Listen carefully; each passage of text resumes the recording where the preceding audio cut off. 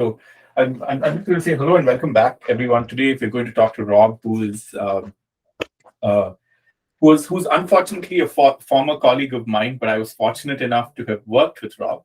So we're going to ask. So, what triggered this post? What triggered this conversation was a post that Rob that you had, and we're going to talk about that in detail. But before we get started, Rob, can you just, maybe give us a quick introduction of who you are? Yeah, so I'm an attorney. I worked with Agnell at a company called SoCure. We had a brief, maybe 9 months together, but we worked well. We had a good time and learned a lot of each other.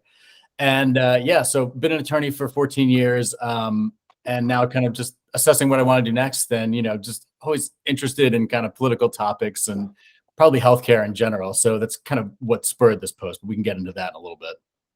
Yes. So you started it off perfectly, Rob. But I just want to quickly say that this is all personal opinion. So this is your personal opinion, and this is my personal opinion. So I just want to be very, very clear about that, Rob. By no means an expert on the topic, but just something yes. I'm interested in.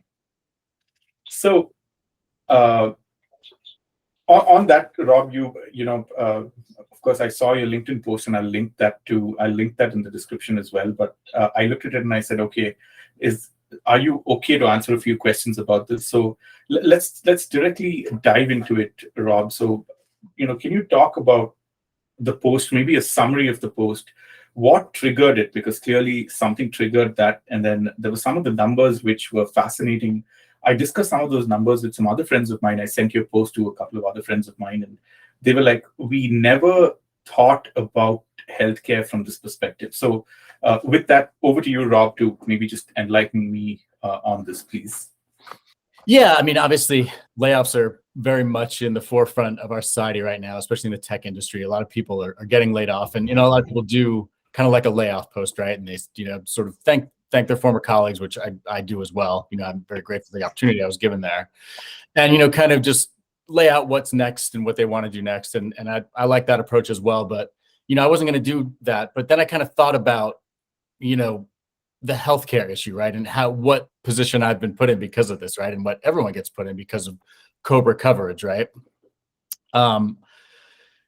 You see that bill and what it's going to cost you to get COBRA coverage. It's definitely a little bit of sticker shock to it. And, when you're employed, you don't really see it that way because you think, well, I have good insurance or I have bad insurance, because maybe you pay a little bit out of pocket every month, but your significant other has to pay a lot more out of pocket every month. It's like, I have good insurance, they have bad insurance.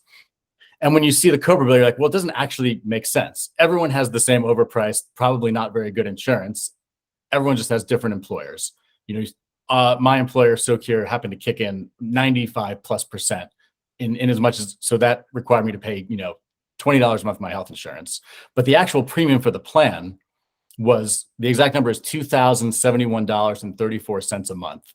So that's how much it cost my employer. And after my layoff, it's going to cost me to get healthcare per month. So that's $24,856 per year to get health insurance.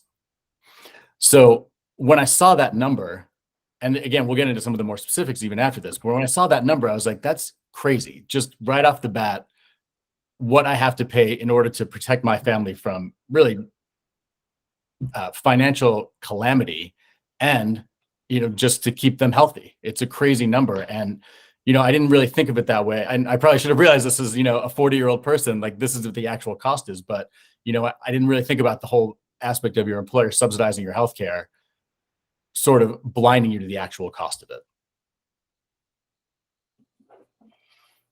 Okay. And it's just taking me. It's so you've packed in so much in this Rob, that I just have to think a little bit to even like digest what you said. But is this system broken, Rob? And what else is broken in the system? And what do you? Okay, let's maybe just talk about how else is it broken and what else is broken. Yeah, and I mean, just to dive into the numbers a little bit more behind this insurance, and with the caveat that, of course, every plan is different, and there's obviously exchanges. You can get a better plan, and I've managed to secure healthcare through my wife in this instance, which is great. And not everyone has that option, obviously. Or you can go in exchange, which is also a great option, but then you're paying still a lot of money out of pocket for a family. What I saw on average, it's like $1,200 a month to insure a family.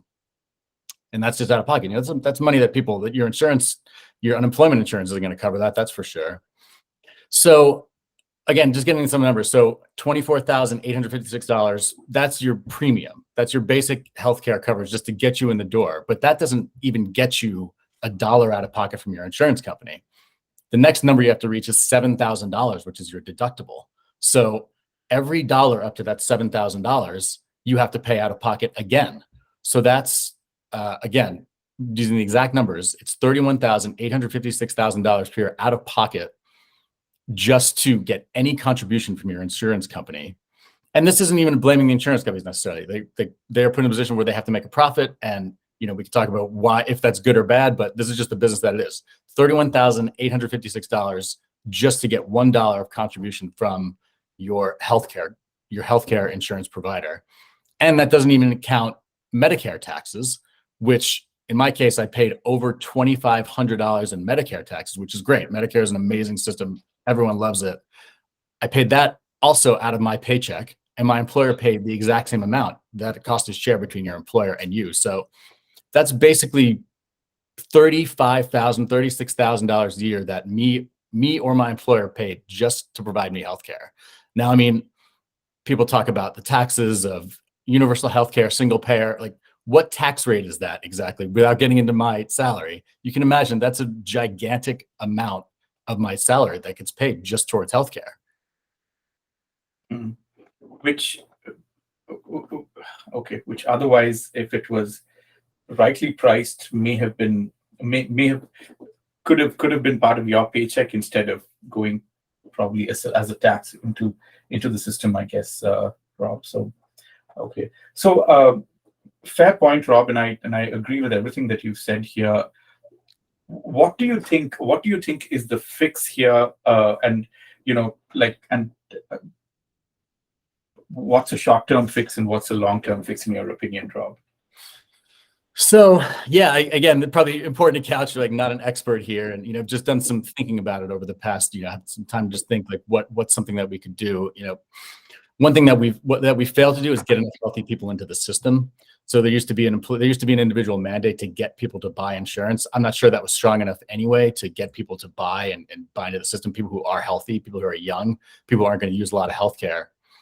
That's gone now. So that incentive to get people to buy in is completely gone. So now the people who do buy in are people who use a lot of healthcare, people who are going to have children, people who are sick, people who are, more people who want to use whatever comes with the system, where the people who are healthy, they go years without going to hospital, without having to see a specialist or something. They're out of the system and they can't pay in some amount to, help lower the cost for everyone. But, if you're not insured, it doesn't mean you're not going to have health instance, right? Like, maybe you have to go to the emergency room, maybe get admitted to a hospital. That's 150, 200 grand. That's someone's going to write off, and somebody has to pay for it. Maybe as an individual, you can declare bankruptcy and say, hey, I'm not going to pay this bill, but someone's got to pay that eventually. Yeah. So getting healthy people in the system, I think, is really important. I think doctors oftentimes have to perform their duties scared in a way because of our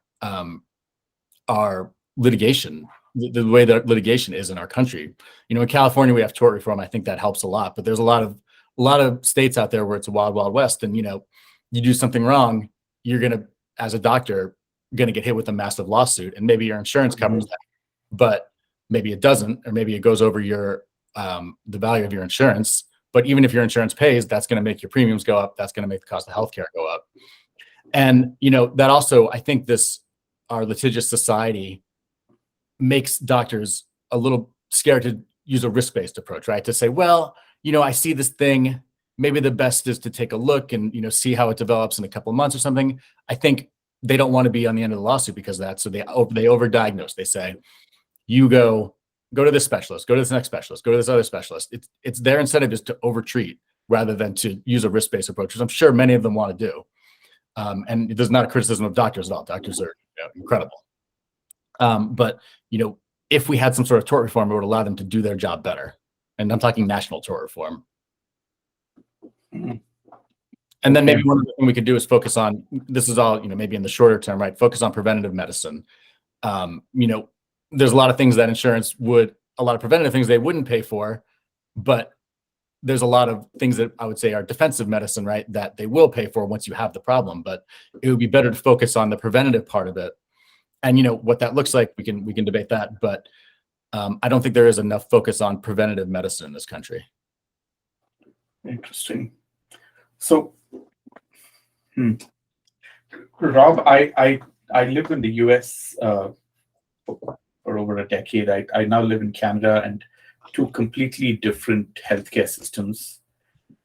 And there's a lot of the developed world that has, let's say, a universal healthcare system, right? But I think culturally, the US may not be ready for it. But what's your opinion, your personal opinion on this?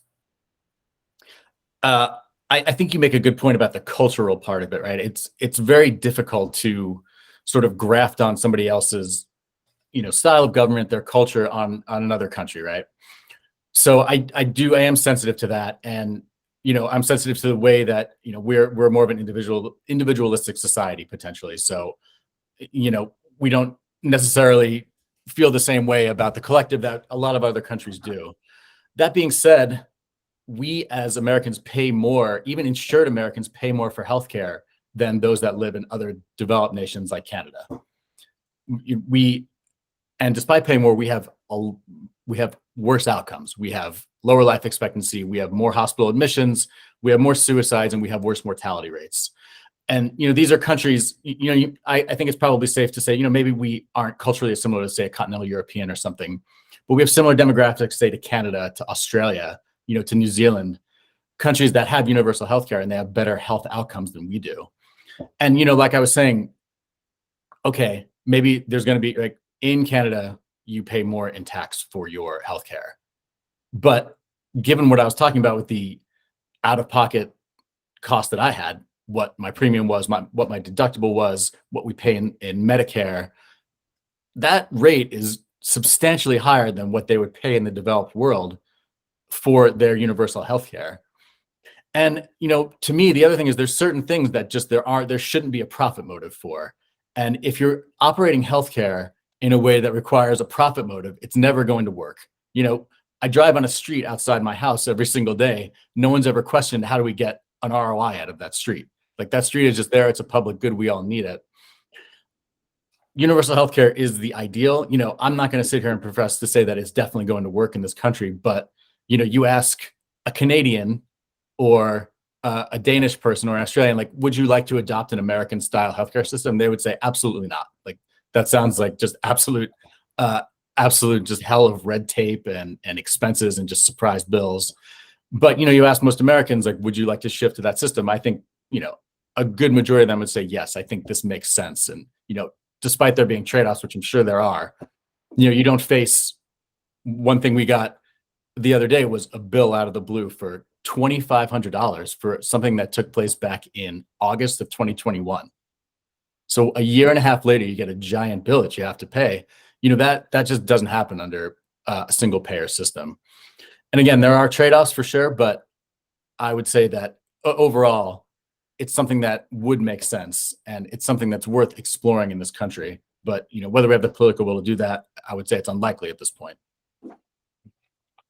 Yeah, I can tell you for a fact that I definitely don't spend $30,000 over $30,000 on healthcare expenses, Rob. So I think you have a very strong point there, and in a way, even bringing, like you said, the young and healthy into the system is almost like a single payer system, which is kind of one of everyone's in the system anyway. So it's interesting you say that. So Rob, these are the questions I had for you today. I think I promised to keep it short.